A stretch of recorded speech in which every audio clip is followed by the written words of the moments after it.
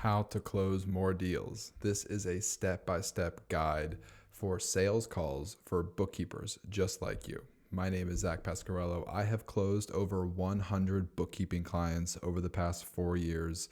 I'm currently making $35,000 per month just from my monthly recurring bookkeeping clients. I make these videos because honestly, I love talking about my bookkeeping business and I really like teaching other people how to start and grow their own bookkeeping business.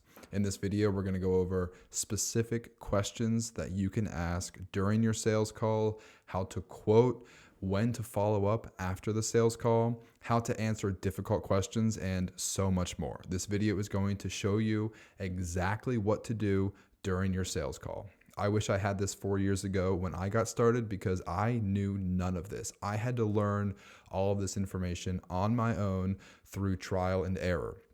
So the whole idea is that I could share my personal experience with my bookkeeping business so that you can learn from my mistakes, avoid the silly things that I did, and fast track to success. That's the whole reason I'm doing this. So let's just jump right into it. Step number 1, marketing. You have to start with marketing in order to get sales calls. I'm not going to talk about marketing in this video, but I did want to start by saying that's the first step. You need to implement some type of marketing strategy. Social media, email marketing, SEO, paid advertising, in-person networking events. Doesn't matter what it is, but you got to start with marketing. That's first. Number 2, you need to do sales. And for me, it was really straightforward. I simply did a message on social media or emailing, and it was so straightforward, so simple. The message was, hey, I'm a bookkeeper. Let me know if you ever need help with your QuickBooks. The other message could be, hey, I'm trying to grow my bookkeeping business. Do you know anybody who might need help with their QuickBooks or their bookkeeping? If you do, I would really appreciate an introduction so that I can help them. That way, it's less direct, less salesy, and also, honestly, if they do actually know somebody, it's a great opportunity for them to make that introduction. And then, obviously, if they need help with their bookkeeping, they'll say, I don't know anybody, but actually, shoot, I need help with bookkeeping. Perfect. Let's work together. So there's 2 options. And let me also say, I'm not a sales guru or a marketing expert. This is simply what has worked for me up until this point. So when it comes to my sales DM, it's not gimmicky. It's not salesy. It's really straightforward, efficient, to the point. And that matches really well with my personality.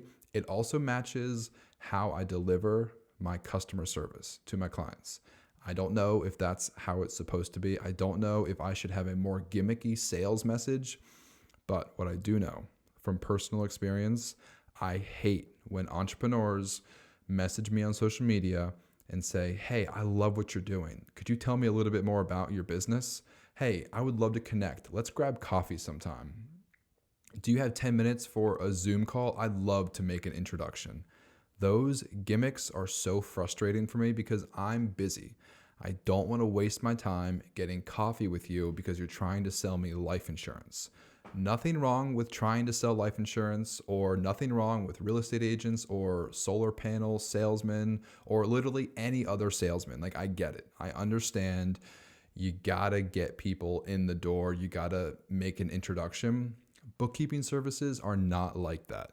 We don't need to convince anybody they need bookkeeping. If I'm trying to sell life insurance or cars or solar panels, I might need to convince you need a new car. You need life insurance. I might try to convince you need solar panels. But for bookkeeping, I don't need to convince anybody they need bookkeeping. It's pretty much a fact. Everybody needs bookkeeping. Really hard to argue because Uncle Sam and the IRS do the convincing for us. You need to file your taxes. In order to file your taxes as an entrepreneur, you need to have a profit and loss, financial reports. In order to get financial reports, you need to have bookkeeping. So we don't need to convince people they need bookkeeping. We only need to convince people that they need to hire us to do their bookkeeping. And that's the whole idea behind the marketing. The marketing is to get people to like you, get people to trust you, get people to know you, get people to build relationships with you. I have other videos on marketing. I'm not talking about that. By doing one cold DM, one sales message, you're not going to convince anybody to trust you. That takes time. So the sales DM is just to slide into their DMs, gentle reminder, hey, I'm a bookkeeper. Let me know if you ever need help with QuickBooks, just in case they need that one extra push to get them to book a call with you. Now, let's talk about booking a call. I have a scheduling link. It's one of the easiest ways to schedule a phone call. There's nothing more annoying than going back and forth. I say, hey, do you need help with bookkeeping? They say, yeah, let's schedule a time to talk. I say, okay, great. How about Monday at 4 p.m.? They say, ooh, Monday doesn't work. How about Tuesday at 10 a.m.? I say, oh man, I'm booked on Tuesday. What about Wednesday? You say, okay, great. Wednesday works. I say, okay, great. How about 3 p.m.? You say, no, not 3 p.m. How about 9 a.m.? I say, okay, great. Wednesday, 9 a.m. Let's make a phone call. That's annoying. That is a waste of time. Skip all of that back and forth. Get a scheduling link. I have Squarespace for my website, and I think it's called Acuity, and it integrates perfectly with my website. I have a scheduling link that I send everybody. Anytime anybody wants to talk, I say, great, here's my link, schedule a meeting anytime. It's a free consultation. It's a 10-minute meeting, so it really doesn't take that much time. 10-minute meeting, it's just a phone call. It's not a Zoom call. It's not meet at the coffee shop. It's not go out to lunch. It's quick, efficient, easy. These sales calls don't need to be 30 minutes. You don't need to meet these people in person. If you're busy, that's a waste of time. Meeting people in person is a waste of time. If they really want to meet in person, I will say that's fine.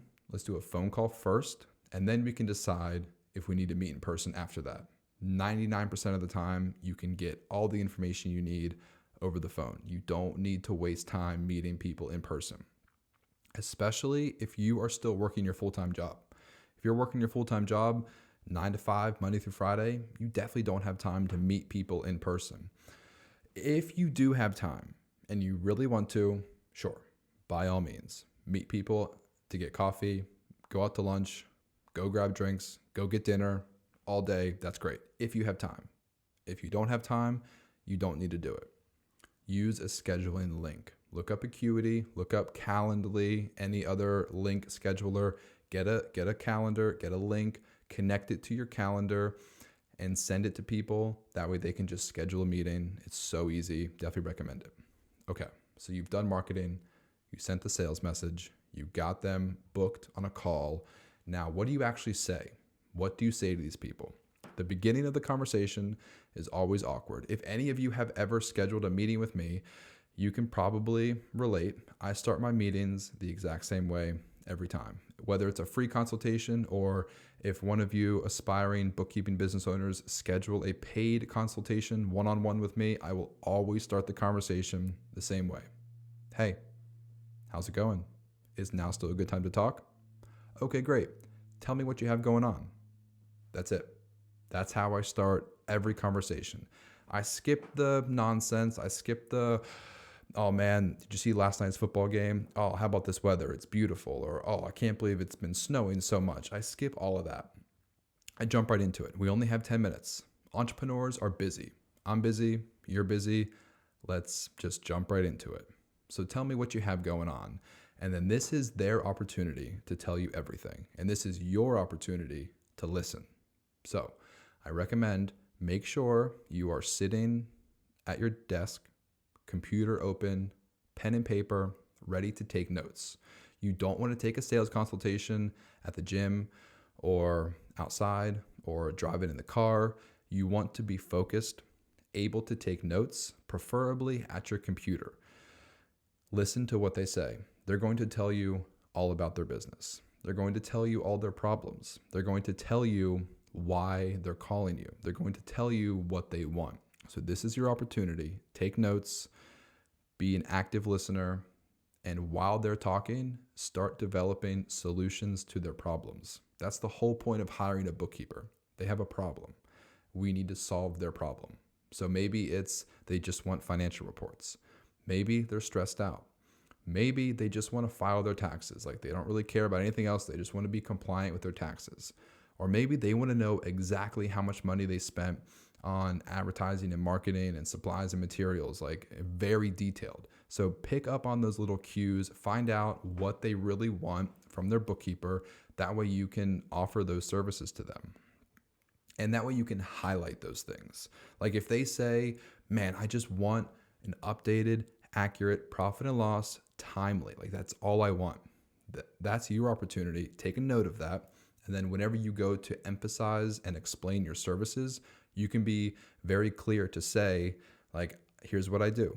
I categorize your transactions, I reconcile your accounts, and then I generate your financial reports, and I try to do it in the first 5 days of every month. That's always my goal. I can usually get it done in the first 10 days, but I actually try to get it done in the first 5 days of every month. So if you were my client, by October 5th, you should have an updated, accurate profit and loss as long as you were able to answer all of my questions from the month before. So just be an active listener and solve their problems. A couple other questions I ask. Who was your previous bookkeeper? Do you have a QuickBooks account? What kind of bank accounts, credit cards, and loans do you have? And then the conversation always could potentially go different ways. So sometimes just go with the flow. Don't be like a robot and read from your script the whole time, but just go with the flow. So ask them, what do you have going on? They might ask you about your services, or it might be more of an opportunity for you to ask follow-up questions. So if you tell them what you have going on, at some point, you're going to ask them follow-up questions. So I like to say, who was your previous bookkeeper? This is a great opportunity to find out what happened with their previous bookkeeper. Was it their mom or their husband or their office manager or them or nobody? Find out who was their previous bookkeeper. If they did have a bookkeeper, why did they leave? Why did they fire them? Find out what happened so that you can, once again, emphasize that you will do better or you won't make the same mistakes they did, and so that you can solve their problems. Do they have a QuickBooks account? If they don't have QuickBooks Online, maybe make sure that they're willing to use QuickBooks Online. If they do have QuickBooks Online, ask them, is it updated? Is it accurate? If it's October, say, is your QuickBooks Online account updated through September? Or do you have any data in there for 2024? Or do you need me to go back? Like, when do you want me to start? Do you have QuickBooks? And then how many bank accounts do you have? How many credit cards do you have? I'm always careful. When they tell me bank accounts, I say, okay, who do you bank with? And then they tell me, and then I say, okay, how many credit cards do you have? Be careful. Sometimes people confuse debit cards and credit cards. So when they tell me they have credit cards, I'll say, okay, who are your credit cards with? And they'll say, oh, I guess it's just a bank card with my bank account. Or they'll say, yep, I got 2 credit cards, one with American Express, one with Chase. Okay, how about loans? How many loans do you have? I got 1 vehicle loan and 1 mortgage on my property, or I don't have any loans. These are all things you want to be taking note of, because this is all really good information that you might be able to use in the future, especially when you're quoting them. Now, how much is it going to charge? This always comes up. What is the price? Ideally, before they ask you about price, try to ask them, what is your ideal budget? I would try to ask them that first. That way you can get an idea of their ideal budget. If they say $100 a month, probably not going to work out. Maybe they're going to say $1,000 a month. That's great. We can work with that. What is your ideal budget? Most people say, I've got no idea. So this can go one of 2 ways. People can ask you, like, so how much does this cost? Or if it doesn't come up, you might just want to say it straight up. Or maybe you don't want to say it at all. If they don't ask, maybe don't say it at all. That's up to you. So if they do ask, I tell people the same thing every time. It all depends on the size and complexity of your business. I can't give you an exact quote, but what I can say, my services start at $250 per month, and they could potentially go up to $2,000 per month. Now, with that being said, I've seen my average clients pay about $400 to $600 per month, but like I said, I don't want to tell you one way or the other, because it could be much less. It could be much more. It totally depends on the size and complexity of your business. However, it's really easy to give you a quote. All I need are your 3 most recent bank statements and credit card statements for your business, or just invite me to your QuickBooks. If they already have QuickBooks and it's updated and everything's connected in the bank feed, just ask for an invitation to their QuickBooks. If they don't have QuickBooks, or if nothing's connected to the online bank feed or nothing's accurate or updated, then just request their 3 most recent bank statements and credit card statements. Now, this is where it's really important to remember how many bank accounts they said they have, how many credit cards they said they have. If they told me they only have 1 bank account and they send me a bank statement for 3 different banks, I'm going to say, what's going on here? You said you only had 1 bank account, but you just sent me 3 bank statements. Or the other way around, maybe they told me they have 3 banks. They only sent me 1 account, bank statements for 1 account.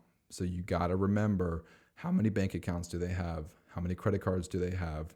That way, whenever they send you their information for the quote, or if you get invited to their QuickBooks, they might tell you, yep, QuickBooks bank feed, all accurate. You could look at the bank feed. They told you they have 2 bank accounts, but when you look at the bank feed, there's only 1 bank account connected. Great opportunity for you to say, hey, you said you have 2 bank accounts. I only see 1 in the bank feed. Is 1 missing, or what's going on? Because if you don't do that, you might quote them on what they have in QuickBooks. And then whenever it comes time for them to email you their bank statements, what happens if they email you 2 bank statements, but you quoted them and you only did bookkeeping on 1 bank account? You might significantly underquote them. This is really important. You might significantly underquote them if you don't accurately know how many bank accounts and credit cards they have. And this is challenging because honestly, some clients don't even know. Some business owners don't even know how many bank accounts they have. So just be really clear. Make sure you get all the information before you quote them. Always end the conversation with next steps. Always end the conversation with very clear instructions. What do they need to do next? One of 2 things. Either invite me to your QuickBooks or send me your 3 most recent bank statements. Always get their email address if you don't have it already. What's your email address? Okay, I'm going to send you an email right now. You can just reply to my email with your 3 most recent bank statements. Real quick, while you're talking, while they're talking, try to type up the email. That's why I said it's important. Be at your computer during the sales call. Okay, you got their email address, subject, bank statements. Hey, thanks for taking the time to talk with me today. Please send me your 3 most recent bank statements and credit card statements. Send. Hey, I just sent you an email. Could you check real quick to make sure you got it? Yep, I got it. Okay, great. Just reply to that email with your 3 most recent bank statements and credit card statements. I will give you a quote same day. Or the QuickBooks invitation. Hey, while we're on the phone, do you just want to invite me to your QuickBooks real quick? And that way I can take a look around. Yeah, sure. Okay, click on the gear icon in the top right-hand corner. Click on Manage Users. Click Accountants. Okay, here's my email address. Invite me. Send. Okay, yep, I just got your QuickBooks invitation. Perfect. Once we hang up, I'll take a look at your QuickBooks. I'll email you a quote today before the end of the day. Always end the conversation with next steps. You want the quoting process to be fast, efficient, easy, clear, well-defined. You want the quoting process, the onboarding process, the sales call to be efficient so that you can quickly onboard clients. If it takes you a week to onboard a client and it takes me 1 day to onboard a client, I can grow my business so much faster. What if they ask you difficult questions? Do you have any experience? This is why I recommend everybody should become a certified QuickBooks Pro Advisor. If you have no clients, if you have no college degree, if you have no work experience, if somebody asks you, do you have any experience? You can confidently say, I'm a QuickBooks Certified Pro Advisor. That sounds so fancy, so legit. Like hopefully that's good for experience. How many clients do you have? If you don't have any clients, this is your opportunity. You got to come up with an answer. I can't tell you what to say in this situation. I would never tell you to lie to anybody, but you can try to avoid saying too much. Try to avoid saying too much, but you don't have to lie. How many clients do you currently have? That's a tough question to answer if you have no clients. But once you get that first client, then it's never an issue ever again. Is anybody working with you? If it's just you, that can be a good thing. That can also be a bad thing. For me, it's just me. So people might ask, what happens if you get sick? What happens if you go on vacation? What happens if you quit your business? So for me, at this point, I have a good track record. I can tell people, well, I've been doing this for 4 years, haven't had an issue yet. If you're just getting started, try to spin it. You can say, I understand your concerns, but it's always going to be me. It's just going to be me. If you work with a different accounting firm that has multiple employees, those bookkeepers, those employees will come and go. So you might have one bookkeeper this year, but then next year or next month, you might get assigned a different bookkeeper at that accounting firm. So if you sign up with them, you're not going to know who is your bookkeeper. If you sign up with me, it's always going to be just me. So you can be confident that you're going to be working with me the entire time. And that's just really nice for continuity and consistency. What if they say, I could just hire an office manager for that price? You could say, yeah, sure, you might be able to hire an office manager, but you're going to have to train them on how to use QuickBooks and bookkeeping versus me. I'm a bookkeeping expert. I'm a certified QuickBooks Pro advisor. You don't have to train me. Plus, I'm not a part-time employee or a full-time employee. Like, you don't have to find extra work for me. If you hire a full-time office manager, then you're going to have to find 40 hours a week for that person to do. But if you just outsource your bookkeeping to me, I just do your bookkeeping. I'm a QuickBooks expert. I won't do anything else. And you can be confident that your bookkeeping is done right by a professional and you don't have to train me anything. I'm not going to be asking you, how should I do it? If anything, you're probably going to be asking me questions on how you should do stuff. So that's the benefit of hiring a bookkeeping expert like myself instead of an office manager. Follow up. What do you do if they don't respond? Wait 48 hours, call them. If they don't answer the phone call, you can leave them a voicemail, or you can send them a text message, or you can send them an email. 7 days. If they still haven't reached out to you 1 week later, call them again. If they don't answer the phone call, voicemail, text, or email. If they don't respond after that, just follow up every month after that. Add them to your CRM or your monthly tracker and just follow up every month after that. I've had people hire me 12 months after our sales consultation. So don't give up. Follow up with them every month until they tell you, hey, stop, I'm not interested. Last thing I'm going to talk about, guys, focus, tunnel vision. Don't focus so much on these prospective clients that you neglect everybody else in the world. There are so many business owners in your hometown right now who don't have a bookkeeper. There are so many people who are willing to hire you and pay quickly and be easy to work with. So stay focused on your marketing. You've done the sales call. You followed up 48 hours and 7 days later. You've added them to your tracker. There's nothing you can do. You can't force these people to sign up. So release them from your brain. Stop thinking about them. Don't get tunnel vision on these couple clients. I know, I get it. You're so close to signing your first client. You're so close. You quoted them $500 a month. That would be amazing. This is the one client I need to quit my full-time job. I just want them to sign up, but I haven't heard back from them in 2 weeks. I can't stop thinking about them. You need to. Stop thinking about them. Forget about them. Add them to your tracker. Follow up with them every month, but stop thinking about them. You need to focus on marketing. Focus on creating content and reaching out to everybody else. Continue sending your sales DMs to everybody else. Continue servicing your current clients. Continue writing your blog, email marketing, social media content, create videos, do everything else. Don't focus so much on these potential clients who you're waiting to hear back from that you lose focus on doing everything else that could potentially land your next client.